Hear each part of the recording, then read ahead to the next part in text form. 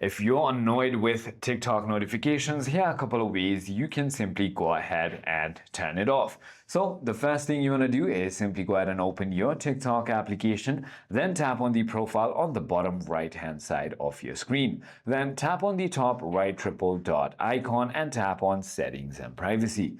Once you've done that, tap on the notification tab right over here and make sure all of this is completely turned off just like that.